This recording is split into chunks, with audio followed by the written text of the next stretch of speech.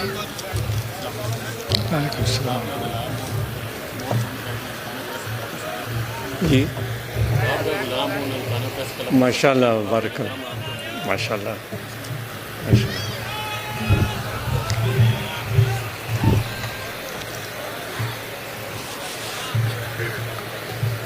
پانی کی باٹل نیچے پڑی ہے یہ رکھیے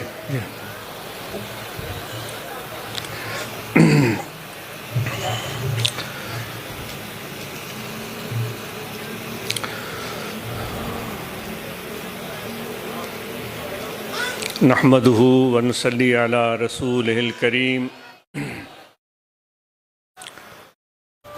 اما بعد فاعوذ باللہ من الشیطان الرجیم بسم اللہ الرحمن الرحیم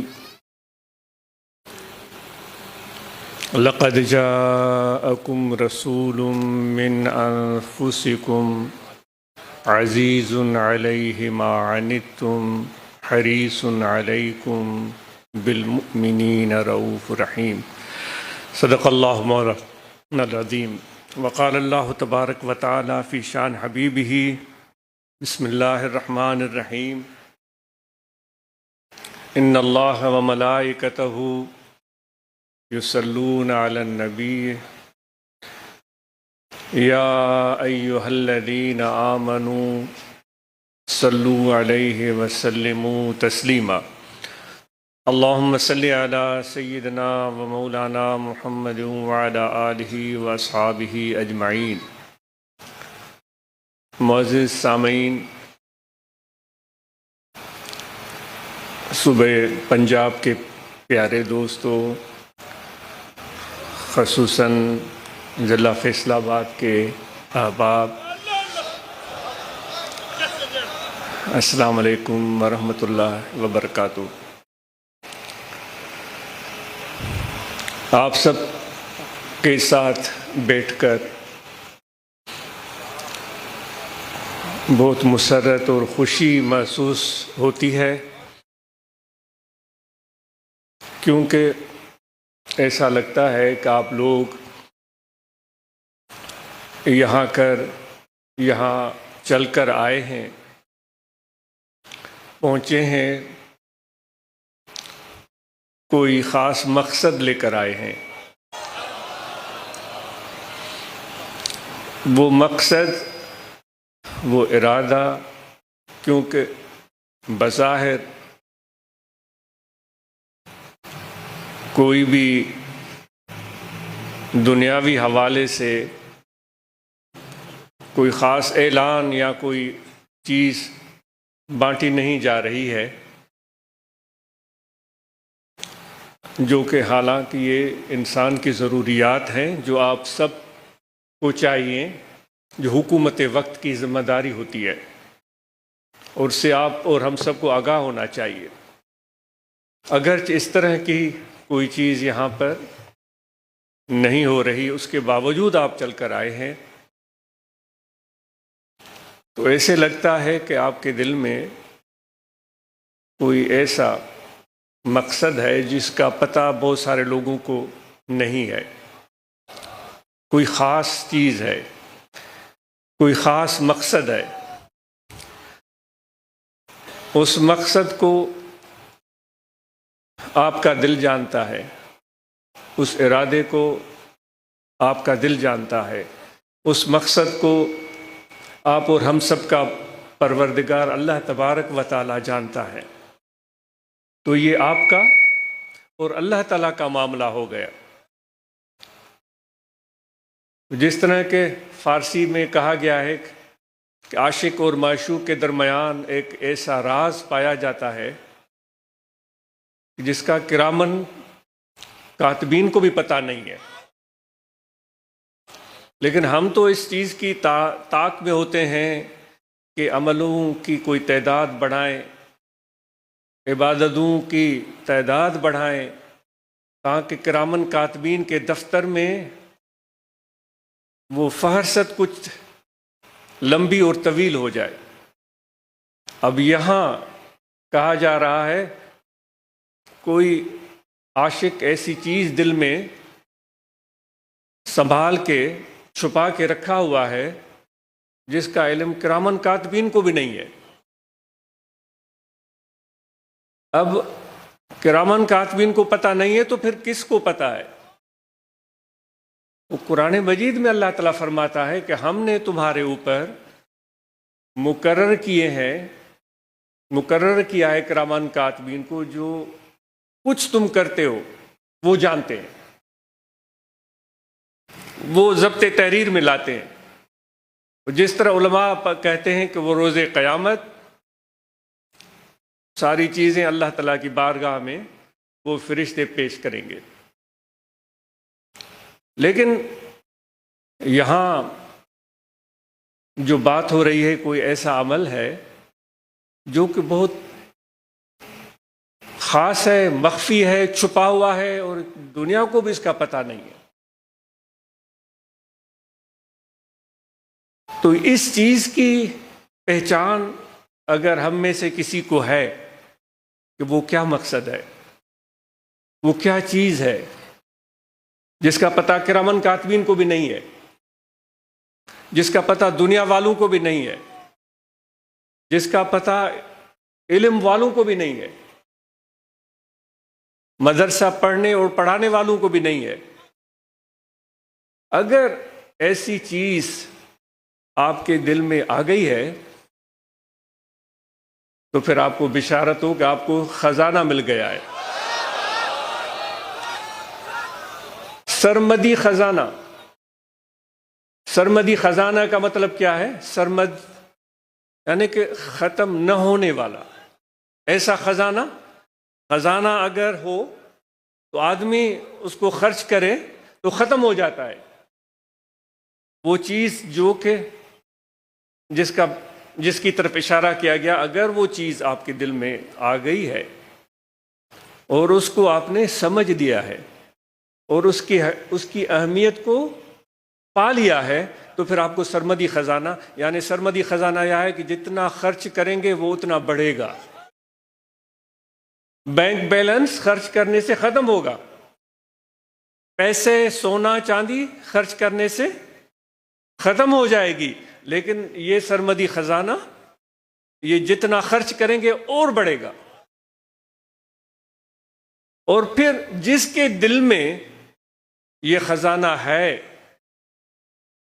جس کے دل میں یہ دولت ہے، پھر وہ ایسا شخص ہے کہ جس کے بارے میں حضور نبی کریم رؤوف رحیم صلی اللہ علیہ وآلہ وسلم فرماتے ہیں، ہم الجلساء لا یشکا جلیسہم، یہ ایسے ہم نشین ہیں، یہ ایسے لوگ ہیں۔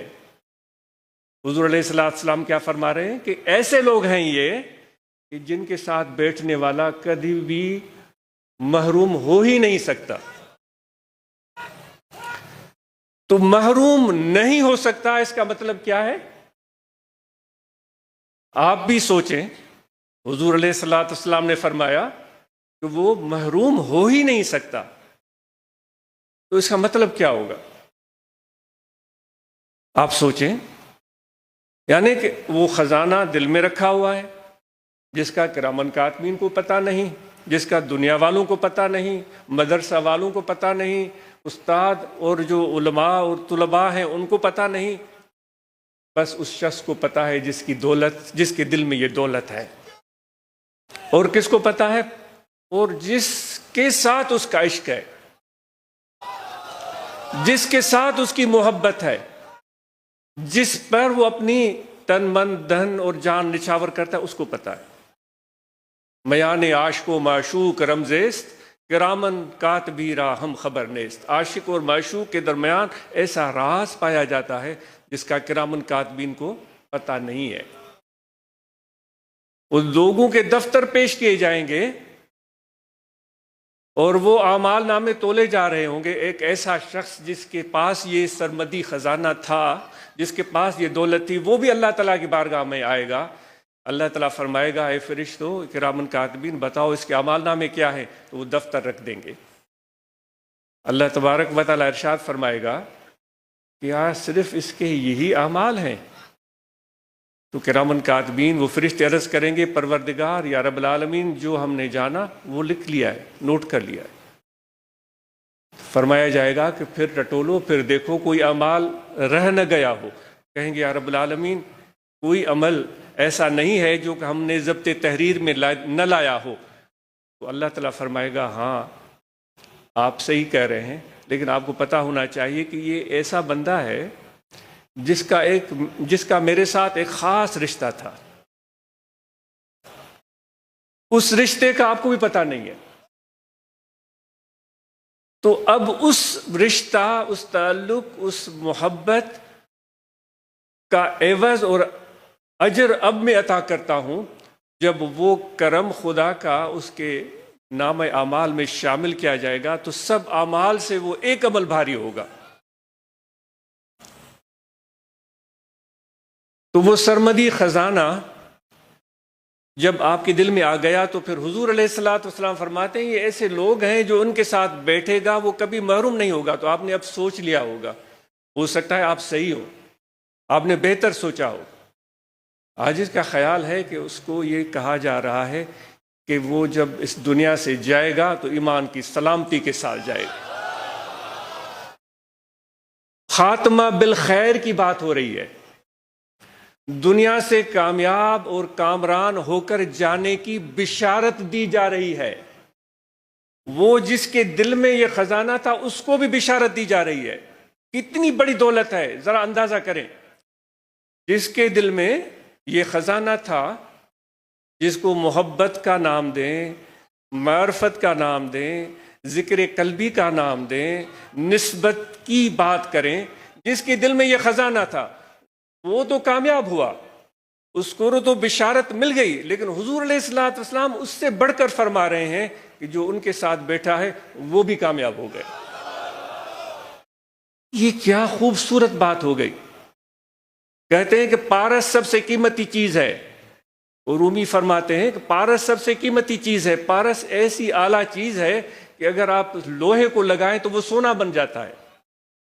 اگر آپ، رومی صاحب فرماتے ہیں کہ اس لوہے کو لگائیں تو لوہا سونا بن جاتا ہے، لیکن وہ پارس جو ہے وہ لوہے کو سونا بنا سکتا ہے، لیکن وہ پارس نہیں بنا سکتا کہ دوسرے کسی مٹیریل کو وہ ایسا بنا دے کہ وہ بھی پارس ہو جائے، کہ وہ جس کو لگے وہ بھی سونا ہو جائے۔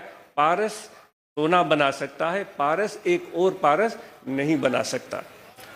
لیکن جس کے دل میں یہ حضور علیہ الصلوۃ والسلام کی نسبت سے، ہمارے مشائخ کی نسبت سے یہ محبت کا جو تحفہ ہے، وہ نسبت اور تعلق اور عشق اس کے دل میں آ گیا ہے، جس کی قدردانی اس کے دل میں ہے، وہ ایسا شخص بن گیا ہے کہ جو اس کے ساتھ بیٹھے گا وہ بھی پارس بن جائے گا، سونا نہیں، وہ پارس بن جائے گا۔ یعنی جس کے ساتھ وہ بیٹھے گا وہ بھی کامیاب۔ تو یہ ہے میرے آقا و مولا حضرت صلی اللہ علیہ وآلہ وسلم کی سخاوت۔ تو یہ ایسی دولت ہے جس کو الفاظ میں بیان نہیں کیا جا سکتا۔ تو آج آپ یہاں بیٹھے ہوئے ہیں تو اس کی قدردانی کریے گا، ایسا نہ ہو کہ ہم بے قدروں میں شمار کیے جائیں۔ وہ ہمارے سندھ کے بزرگ فرماتے ہیں، حضرت شاہ عبد اللطیف بھٹائی رحمۃ اللہ تعالیٰ علیہ، قدروارا کم تھیا کھٹا خریدار، ہیرا موتی لال ونڈین سے ویٹھا تھے وینجھار، سمجھن کین سید چہے کڈن موتن ماں۔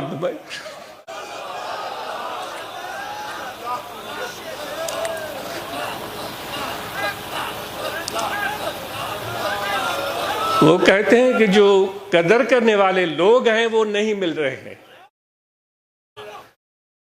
پیسے، دولت، سون چاندی کا قدر ہے اور اس کا ہونا چاہیے۔ وہ اس طرح کہ سون چاندی پیسے کو خرچ کرنے کا ڈنگ بھی آنا چاہیے، ایسے نہ ہو کہ وہ جیبیں بھری ہیں تو اس طرح خرچ کیا کہ وہ کنگال ہو گیا، یہ بھی ہونا چاہیے۔ لیکن شاہ صاحب فرما رہے ہیں کہ جو اصل دولت ہے، جو سرمدی خزانہ جس کی بات ہو رہی تھی، وہ فرماتے ہیں اس کے قدردان مل ہی نہیں رہے ہیں، اور اس کے قدردان بھی نہیں ہے، کوئی خریدنے کو بھی تیار نہیں ہے۔ وہ فرماتے ہیں وہ لوگ بیٹھے ہوئے ہیں جو ہیرے موتی لال یاقوت یوں لوگوں کو پر دے رہے ہیں بے حساب، ان پر نچھاور کر رہے ہیں، لیکن ان لوگوں کو اس چیز کا قدر ہی نہیں ہے۔ وہ کہتے ہیں وہ ایسے لوگ بن چکے ہیں کہ ان کو موتیوں میں بھی عیب نظر آتا ہے۔ موتی جو کہ سیپ کے سینے میں پلتا ہے، اس میں بھی ان کو عیب نظر آتا ہے۔ تو بات طویل ہو جائے گی۔ تو اب یہ چیز آپ سے پوچھی جا رہی ہے کہ کیا وہ خزانہ، وہ محبت اور تعلق اور نسبت اور عشق اور ذکر جو کہ ہمیں مشائخ نے، ہمارے مرشد کامل نے دیا ہے، اس کی قدر اور اس کی حیثیت کا آپ کو اندازہ ہونا چاہیے۔ اگر نہیں ہے تو آج میں اپنے آپ سے پوچھتا ہوں، کیا اس کی حیثیت اور قدر اور منزلت کو ہم نے سمجھا ہے؟ ایسا تو نہیں ہے کہ ہم موتیوں میں سے بھی عیب نکالتے جا رہے ہوں۔ تو اس لیے اس دولت کی قدردانی ہمیں کرنی چاہیے تاکہ اللہ تعالیٰ کی نعمتوں میں اور بھی اضافہ ہو۔ آج کے دور میں لوگ ذہانت پر فریفتہ ہو جاتے ہیں، یہ بڑا ذہین ہے، وہ بڑا ہوشیار ہے، انٹیلیجنٹ ہے، اس کی بڑی واہ ہوتی ہے۔ لیکن چونکہ اس وقت جو محفل ہو رہی ہے وہ ایک روحانی سلسلے کے حوالے سے ہو رہی ہے، حضرات نقشبند کی نسبت سے ہو رہی ہے، تو ہمارے مشائخ کے ہاں ذہانت سے بڑھ کر ایک اور وصف کا ذکر کیا گیا ہے، ایک ایسی وصف جس کو میرے آقا و مولا حضرت صلی اللہ علیہ وآلہ وسلم اس کے بہترین مظہر ہے۔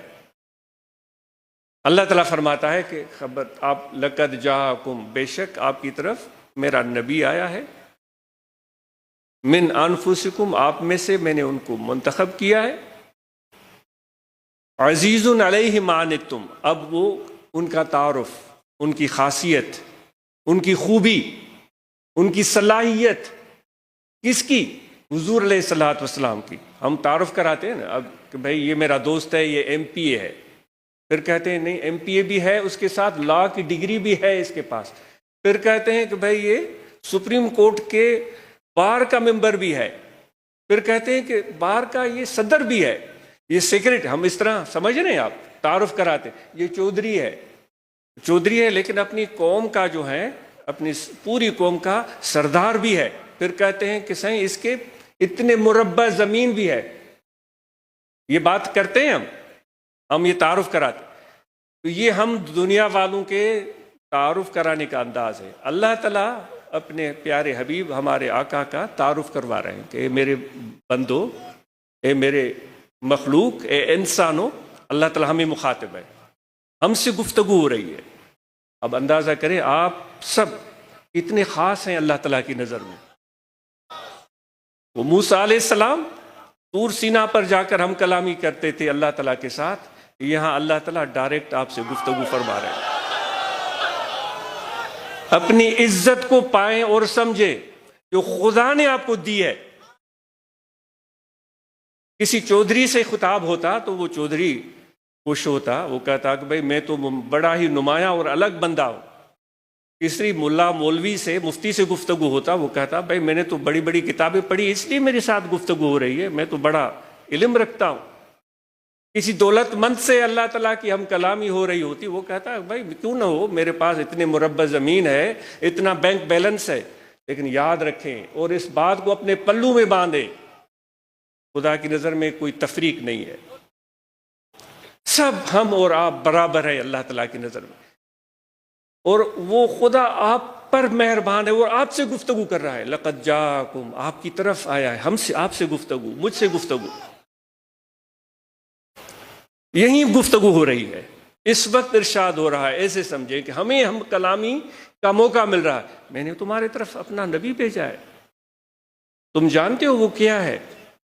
اس کی پہلی وصف یہ ہے کہ اگر تھوڑی سی بھی تکلیف اور رنج آپ میں سے کسی کو پہنچتا ہے تو اس میرے نبی کو بہت ہی تکلیف ہوتی ہے۔ یعنی کہ اب اندازہ کریں، اور پھر عزیز علیہ ما عنتم، پھر اس سے آگے وہ تو آپ کے لیے بہت زیادہ حرص رکھتے ہیں کہ یہ کامیاب ہوں، اپنا حرص تو ہر کوئی رکھتا ہے، اپنی اولاد کا حرص ہر کوئی رکھتا ہے، اپنے رشتہ داروں کا حرص اور شوق ہر کوئی رکھتا ہے، لیکن اللہ تعالیٰ فرماتا ہے کہ یہ میرا جو نبی ہے نا، اس کے نظر میں آپ سب جتنے بھی ہیں ایسے ہیں جیسے ان کی اولاد ہو۔ ان کی کامیابی، آپ کی کامیابی ان کو اتنی پیاری ہے کہ میں یہاں بتا دیتا ہوں کہ جو تکلیف پہنچے اس کو رنج پہنچتا ہے، اور آپ پر حریص ہیں، آپ کو کامیاب دیکھنا چاہتے ہیں۔ اور پھر جو ایمان رکھتے ہیں، جن کے دلوں میں ایمان ہے، ان پر تو اور بھی زیادہ مہربان ہے، یعنی سب دنیا پر مہربان ہے، رحمت للعالمین ہے۔ لیکن جو محبت اور عشق کا سودا، جو ابھی بات ہو رہی تھی تھوڑی دیر پہلے کہ وہ سرمدی خزانہ، وہ دولت جن کے دلوں میں ہے، ان پر تو اور بھی زیادہ شفقت ہے ان کی۔ وہ اس طرح حضور نے فرمائی، وہ کیسے شفقت ہے؟ ایسے شفقت ہے کہ ان کو ایسا اعزاز مل گیا ہے جو ان کے ساتھ بیٹھتا ہے جیسے وہ حضور کے ساتھ بیٹھ گیا علیہ الصلوۃ والسلام، جو ان کے ساتھ ہاتھ ملاتا ہے جیسے وہ حضور علیہ الصلوۃ والسلام سے ہاتھ ملاتا ہے، اور پھر جو ان کے ساتھ بیٹھتا ہے وہ کبھی بھی محروم نہیں ہوگا۔ تو آئیے کہ ہم اس تعلق کو دل میں پیدا کریں اور محسوس کریں۔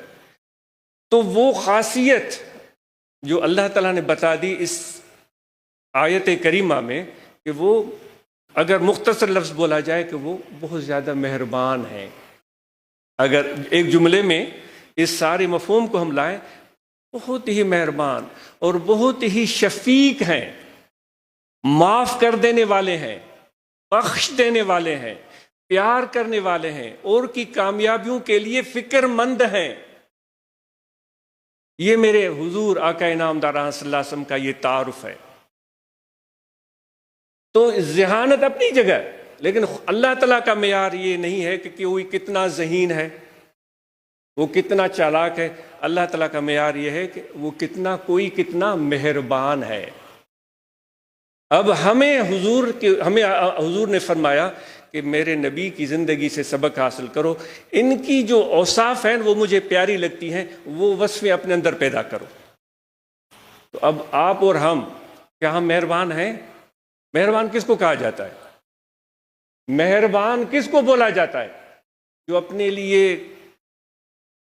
سوچے، اپنی دولت بڑھائے، اپنی تجارت بڑھائے، اپنا بینک بیلنس بڑھائے، اپنے آپ کو اونچے سا اونچا مقام دلانے کے لیے دن رات لگا ہوا ہو، اس کو مہربان نہیں کہا جاتا۔ دوستو، کیا ہم ایسے تو نہیں ہیں؟ وہ جس کو انگلش میں بولتے ہیں سیلف سینٹرڈ، اپنی ذات کے علاوہ کچھ نظر ہی نہ آئے، میں وہ میں، ایسا تو نہیں ہے۔ اگر ہم ایسے ہیں تو دوستو پھر ہمیں سوچنا چاہیے کہ اللہ تعالیٰ کے پھر محبوب ہم نہیں بن سکتے۔ جو وہاں معیار ہے، اب جو اتنی ترقی کرے وہ ذہین تو کہلائے گا، ایم پی اے بن گیا، ایم ایل اے بن گیا، پھر پیسے ہو گئے، پھر مربع بنا لیے، زمینیں بنا لی، جائیدادیں بنا لی، اپنے لیے وہ ذہین ہے۔ لیکن اللہ تعالیٰ فرماتا ہے میری نظر میں جو معیار ہے کامیابی کا، وہ یہ ہے کہ وہ کوئی میرے نبی کی طرح کتنا مہربان ہے، کہ وہ سخی ہے، وہ اوروں کی کامیابی کے لیے بھی خوش ہوتا ہے، اوروں کی مدد کر کے خوش ہوتا ہے، اوروں کے ساتھ ہمدردی کر کے خوش ہوتا ہے، اوروں کی کو سینے سے لگا کے خوش ہوتا ہے، اوروں کو دعائیں دیتا ہے، اوروں کے لیے سوچتا ہے۔ اب آپ اور ہمارے ہاتھ میں ہے کہ ہم خدا کے مقبول بننا چاہتے ہیں یا اپنے نفس کے مقبول بننا چاہتے ہیں۔ تو حضرت غوث اعظم نے فرمایا نا کہ تم خدا کے بندے ہو کب؟ لست عبد اللہ، انما انت عبد درہمک و دینارک و نفسک و ہواک۔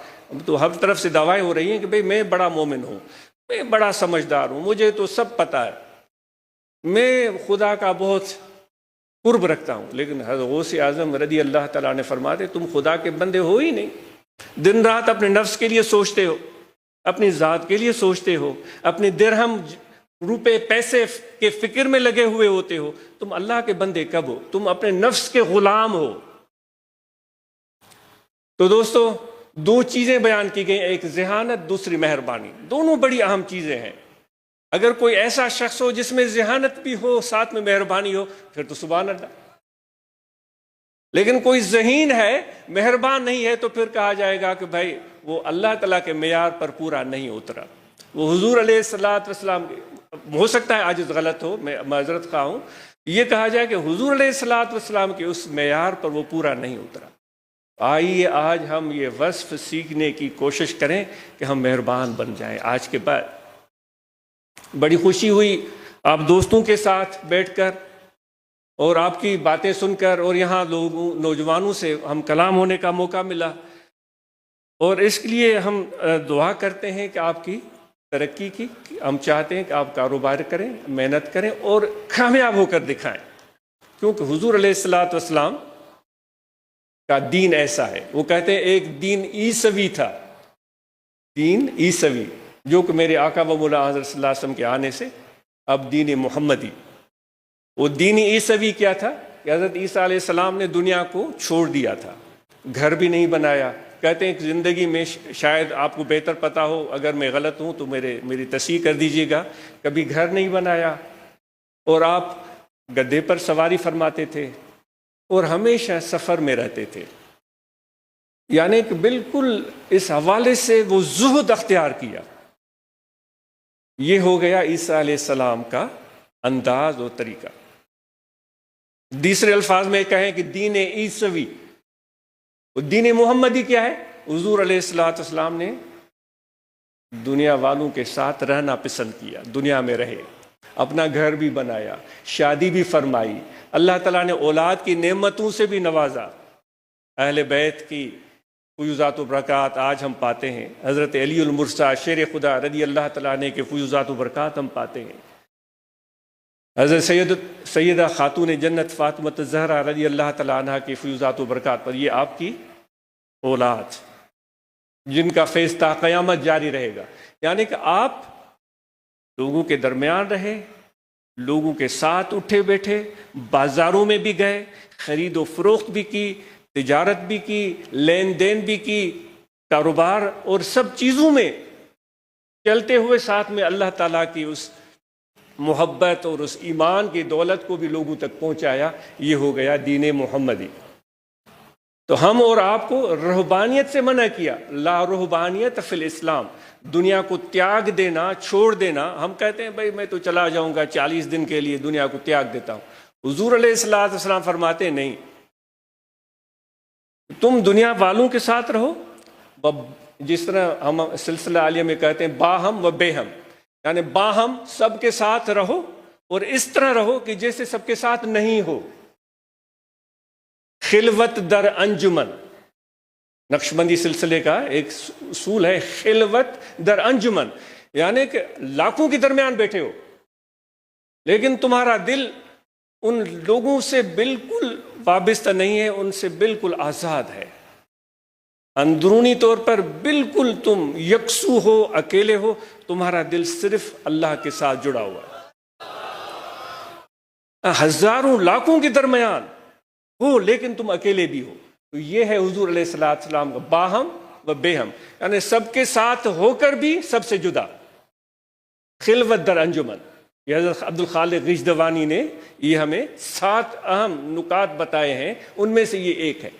تو آپ نے ایسی زندگی گزارنی ہے، دنیا کی کام کرتے ہوئے لالچ کسے نہیں آتی، کسے نہیں آتی، لیکن میں اپنے آپ کو نصیحت کرتا ہوں، آپ کو بھی عرض کرتا ہوں، کام کرتے ہوئے لالچ آئے گی لیکن لالچ سے بچنا بھی ہے، لالچ سے بچنا بھی ہے، کیونکہ کبھی بھی وہ شخص خدا کی نظر میں محبوب نہیں ہو سکتا جو لالچ رکھتا ہو۔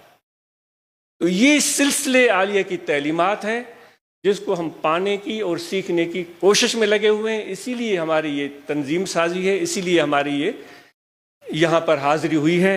تو اب آپ کی جو ترقی کی بات ہو رہی تھی کہ آپ کاروبار میں بڑھیں، روحانیت کی ضرورت نہیں ہے، کاروبار میں بڑھیں اور خوب ترقی کریں، اور ساتھ میں کچھ اور لوگ بھی ایسے ہوں جن کی آپ مدد کریں، ان کو بھی آپ آگے لے کر جائیں، ان کے لیے بھی آسانیاں پیدا کریں، تاکہ وہ حضور علیہ السلام کی جو مہربانی والی وصف ہے اس میں سے کچھ حصہ ہمیں بھی مل جائے۔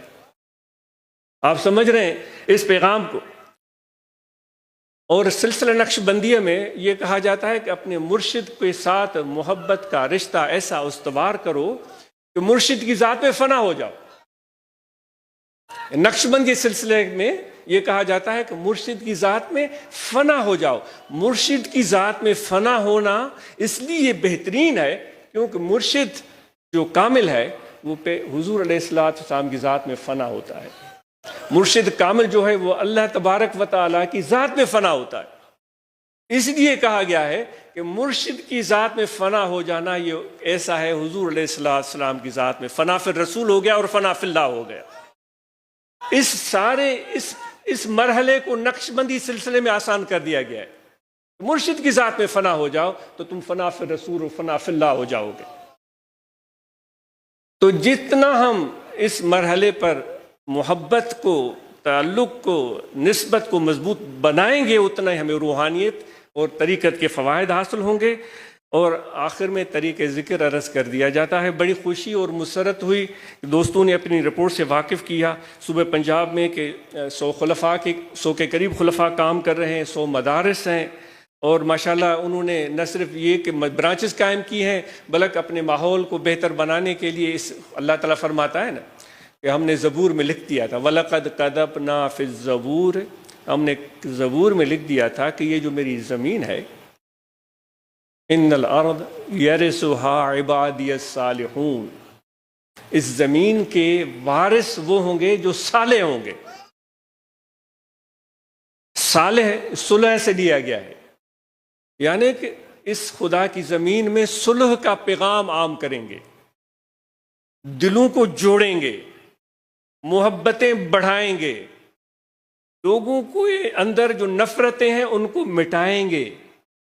صالح اسی کو بولا جاتا ہے کہ اللہ تعالیٰ فرماتا ہے ہم نے لکھ دیا تھا کہ میرے اس زمین کے جو وارث ہیں وہ صالح لوگ بنے۔ تو اس خدا کی کائنات میں ہم مثبت کردار اس طرح بھی ادا کر سکتے ہیں کہ جو بھی سانس لینے والے جانور ہیں، جس میں انسان ہیں، پرندے ہیں، ہر طرح کے، ان کے لیے بھی سہولت اور آسانی ہو۔ جو آپ درخت لگاتے ہیں اس سے ہم بھی فائدہ لیتے ہیں، پرندے بھی فائدہ لیتے ہیں، جانور بھی فائدہ لیتے ہیں۔ تو اللہ تعالیٰ کے اس کائنات میں آپ کا ایک کردار، ایک عمل شامل ہو جاتا ہے، وہ مثبت ایک عمل، اس کو صلح یا اصلاح یا بہتر بنانے کی کوشش کہا جا سکتا ہے۔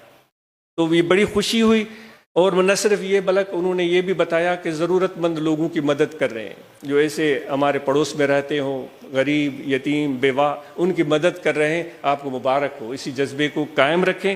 اور پھر صرف یہی نہیں بلکہ صحت کے حوالے سے سماجی بیداری پیدا کر رہے ہیں۔ ہم میں سے لوگ اکثر زیادہ کھاتے ہیں، آپ کو پتہ ہے کہ سلسلہ نقش بندیہ میں یہ کہا جاتا ہے کہ کھانا کم کریں، کھانا کم کریں۔ ہم کوشش کرتے ہیں جب گھر میں ہوتے ہیں 2 ٹائم سے کھانا زیادہ نہ کھائیں۔ ہر ایک کی طبیعت ہے، آپ اپنی طبیعت کو دیکھیں، 2 ٹائم سے زیادہ کھانا نہ کھائیں، اور ناشتہ کریں اور پھر رات کا کھانا جلدی کھا لیں۔ تو ہمارے سلسلہ میں کہا جاتا ہے کم خورتا خود نرنجی، کم کھاؤ تاکہ تمہیں تکلیف نہ پہنچے، کم گوتا دیگرا نرنجن، کم بات کرو تاکہ اوروں کو تکلیف نہ پہنچے۔ تو صحت کی بیداری کی بات انہوں نے کی کہ ہم، اور رمضان المبارک کی آمد ہے، تو اس حوالے سے دوستوں سے گزارش ہے کہ رمضان المبارک کی آمد کا ہم تیاری کریں، اور اس مہینے میں ہم اللہ تعالیٰ کا ذکر، نماز، عبادت، تلاوت، اور کیا ہی اچھا ہو کہ ہر برانچ میں قرآن مجید کی تعلیم کا بندوبست ہو جائے۔ جو تعلیم حاصل کر چکے ہیں ان کو تجوید سکھائی جائے، جو تجوید سیکھ چکے ہیں وہ قرآن مجید کی آیات کا ترجمہ یاد کر لیں۔ تو انشاءاللہ اس سے ہمارے جماعت میں قرآن مجید کے حوالے سے اور زیادہ آگہی پیدا ہوگی، جو کہ ہمارا مطمع نظر ہے۔ باقی آپ اپنی برانچز کو مستحکم کریں، مثالی برانچز بنائیں۔ روحانی طلبہ جماعت کے نوجوانوں نے اپنی بہترین رپورٹ دی، ہم ان کے لیے دعا گو ہیں۔ اور انشاءاللہ وقتاً فوقتاً آج کا تو انٹرنیٹ کا دور ہے، ہر چیز آپ تک پہنچ رہی ہوتی ہے، تو آج آپ کو روبرو دیکھ کر بڑی مسرت ہوئی۔ گفتگو سے بڑھ کر یہ آپ کو دیکھنا یہ مقصد تھا کہ آپ کو دیکھ سکیں، لیکن یہ گفتگو بھی ایک ہمارے رواج میں آ گئی ہے چیز۔ یہ تو ایسا تعلق ہے جس میں گفتگو کی ضرورت نہیں ہے۔ اس وقت اللہ تعالیٰ کا ذکر کرتے ہوئے آپ جو گویا کہ خدا کے حضور میں بیٹھے ہوئے ہیں، اللہ تعالیٰ کی بارگاہ میں بیٹھے ہوئے ہیں۔ کتنی خاص لمحات آپ اور ہم کو میسر آئے ہیں۔ تو یہ سب سے بڑی دولت ہے. یہاں گفتگو کی مجال ہی نہیں، لیکن ہم عادی ہو گئے ہیں اس تقریر اور وائز کے، جس کی لپیٹ میں ہم سب آ چکے ہیں. انشاءاللہ ہم آگے بڑھیں گے. گفتگو سے زیادہ ہم اپنے عمل کو عمل کی طرف توجہ دیں گے. صرف ہم باتوں کے غازی نہ ہوں بلکہ کردار کے غازی بن سکیں. تو امید ہے اس سے فائدہ ہوگا. اور یہاں دل ہے کہ آپ سب کو ذکر قلبی کی اجازت ہے. توجہ رکھیں کہ دل ذکر کر رہا ہے اللہ اللہ اللہ اللہ. جو ابھی آپ سے بات ہو رہی تھی خاص تعلق سرمدی خزانہ دولت، وہ دولت کی کنجی آپ کے ہاتھ میں دے رہے ہیں. اس دولت کی کنجی آپ کے ہاتھ میں دے رہے ہیں. وہ قلبی ذکر ہے. شروعات کریں، توجہ دل میں ہو، کھڑے بیٹھے لیٹے سوئے جاگے 24 گھنٹے اللہ اللہ اللہ اللہ اللہ. یہ خفی ذکر ہے، زبان سے نہیں ہوگا، یہ توجہ اور خیال سے دل میں ہوگا. تو اس قلبی ذکر کو آپ دوبارہ انٹرنیٹ پر، چونکہ وقت قلیل ہے، آپ سن لیجئے گا اور سمجھ لیجئے گا اور مراقبہ کریں. اور اس کے ساتھ ہم نماز پنجگانہ ادا کریں.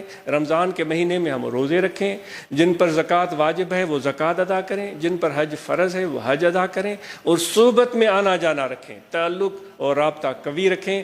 آپ کی یہ بہتر انتظامات، بہتر جلسہ دے کر آپ کو مبارکباد ہو. اور اتنے اچھے اجتماع کو منظم طریقے سے آپ نے قائم کیا اور اتنے محبت سے پیار سے آپ سکون کے ساتھ بیٹھے رہے.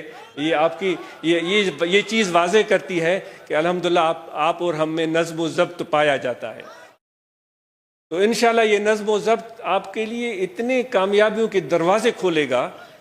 اور اس طرح ہم جب مل جل کر ایک قافلے کی صورت میں چلیں گے تو انشاءاللہ وہ حضور علیہ السلام کی عنایت اور نظر سے کامیابی آپ کے قدم چومے گی. اللہ تعالیٰ آپ سب کو خوش خرم صحت مند رکھے. اپنا خیال رکھیں اور احتیاط کو اور ذمہ داری کے ساتھ زندگی گزاریں. گاڑی بھی چلائیں تو ذمہ داری کے ساتھ چلائیں، موٹر سائیکل بھی چلائیں تو ذمہ داری کے ساتھ چلائیں، لاپرواہی سے نہیں، کیونکہ یہ بہت بڑی خامی ہے جو ہم میں پائی جاتی ہے. تو امید ہے کہ ہم اور آپ کوشش کریں گے. بہت شکریہ، جزاکم اللہ خیر. جو دوست پڑھنا چاہیں دعائیں وہ پڑھ سکتے ہیں. بسم اللہ الرحمن الرحیم. آمنت باللہ وملائکتہ وکتبہ ورسلہ والیوم الآخر والقدر خیرہ وشرہ من اللہ تعالی والبعث بعد الموت. اشہد ان لا الہ الا اللہ وحدہ لا شریک لہ واشہد ان محمدا عبدہ ورسولہ. استغفر اللہ تعالی ربی من کل ذنب واتوب الیہ. دعائے خیر ہم سب کے لیے، جو بھی حاضرین ہم سب کے لیے دعا ہے. الحمدللہ رب العالمین. اللہم صلی علی سیدنا مولانا محمد وعلی آلہ وصحبہ اجمعین. اللہم ربنا آتنا من لدنک رحمۃ وہیئ لنا من امرنا رشدا. ربنا آتنا فی الدنیا حسنۃ وفی الآخرۃ حسنۃ وقنا عذاب النار. وصلی اللہ تعالی علی خیر خلقہ ونور عرشہ سیدنا مولانا محمد وعلی آلہ وصحبہ اجمعین. جی کر دیں. اس پروگرام کی تکمیل کے لیے جو معاونت کی گئی ہے جماعت اصلاح المسلمین کے روحانی طلبہ جماعت تمام دوستوں نے، اور ان کے ساتھ ساتھ خصوصاً ڈی سی ننکانہ صاحب، ڈی پی او صاحب اور